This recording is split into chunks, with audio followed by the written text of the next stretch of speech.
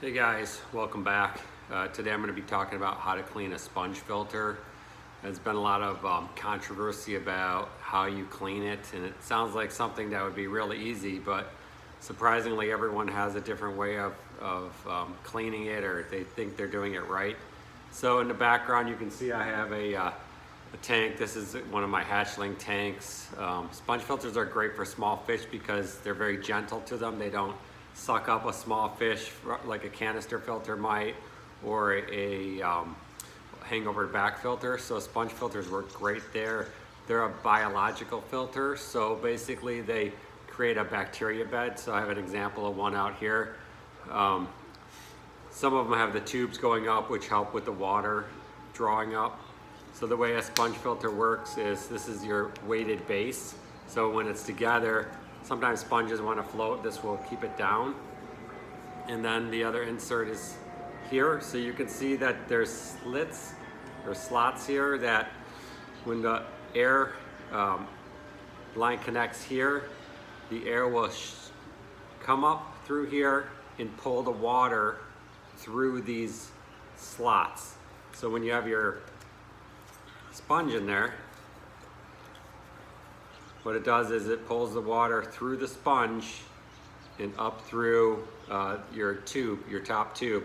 So you get constant flow of water coming in through the sponge, and the sponge basically creates a bacteria bed where the bacteria lives. Obviously it's healthy bacteria, it's good bacteria, it breaks down the ammonia and other things that the fish give off. So when you have a sponge filter like this, it's all bacteria. Bacteria is a living thing. So you don't want to take this sponge filter apart and then walk over to your faucet and pour hot water on it that's chlorinated. You're probably going to kill 50 to 80% of your bacteria. Then you're putting it back in your tank, and your filter's got to catch up for 3 days to a week to get the bacteria built up, maybe even longer. So I'm going to show you how a proper way to clean a sponge filter. Okay, so the first thing you're going to want to do is get a bucket, typical 5-gallon bucket, and you're going to want to take some of your tank water out of your tank and put it in here. So your tank water is going to match what's in here, which is safe water, and then we're going to take the filter out and squeeze it through that water. Okay, so I'm going to use a standard siphon to fill my bucket up. I have another video about how to start siphons, but never suck on the end here. So what you do is you dip this tube in, fill it up with water so you can fill your hose, so you start that gravity fed system. Here we go.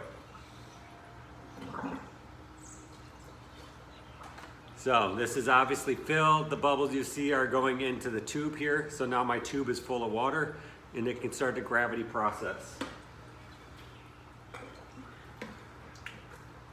So I'm filling up my bucket here.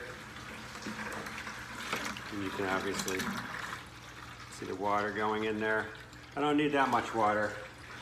Just enough for two or three rings of the sponge, so you get all the waste off it. Okay, so I removed my sponge from the tank, and there's the tank, and this is the water I'm going to wash it in. You can see it's pretty clear now. So basically all you want to do is dip it into water like this, and then you're going to want to squeeze it. And kind of rotate when you squeeze to make sure you get all the sides.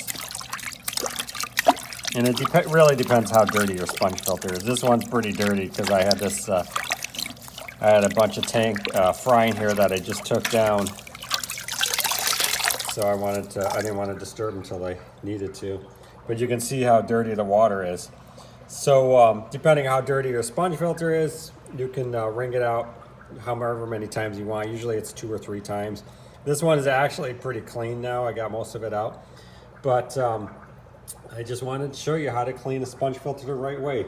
So the water is matched, so you're going to have that common water that's not going to kill your bacteria. And that's the key thing, is you don't want to kill the bacteria on your sponge filter.